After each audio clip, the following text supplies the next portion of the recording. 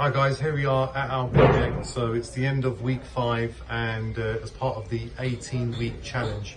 There's been some significant changes and even changes with regards to what we're going to be doing here in terms of floor plans and space and how we're going to utilize it. So let's take a quick look.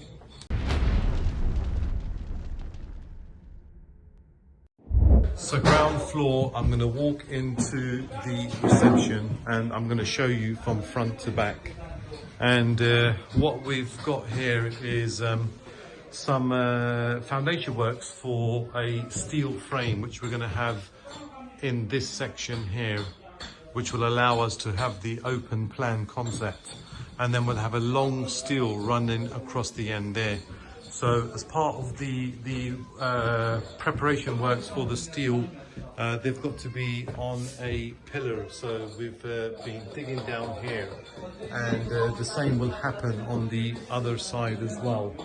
And I think a change that we've made in this space here is previously it was going to be open plan, going all the way to the back and then the kitchen, and then we were going to have a small WC and a utility room.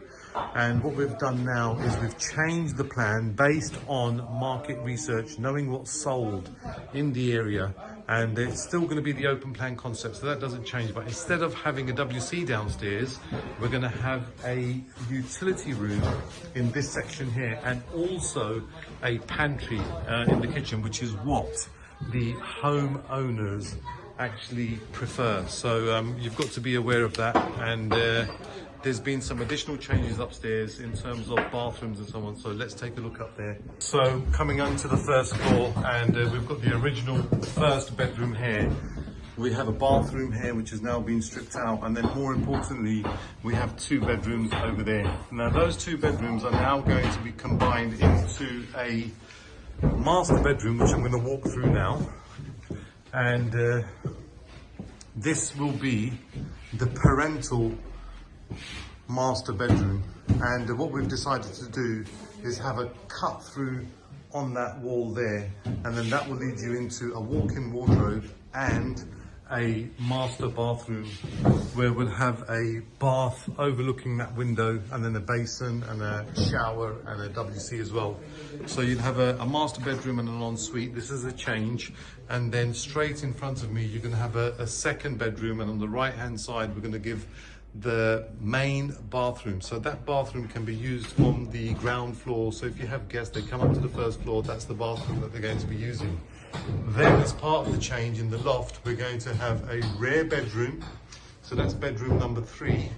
We're going to have a big loft room, and then we're going to have a shared bathroom for those 2 rooms. So we've got 2 bedrooms upstairs with a bathroom, a 3rd bedroom with a walk-in wardrobe and a ensuite, and then we've got a 4th bedroom here, which will be a very, very well-designed space.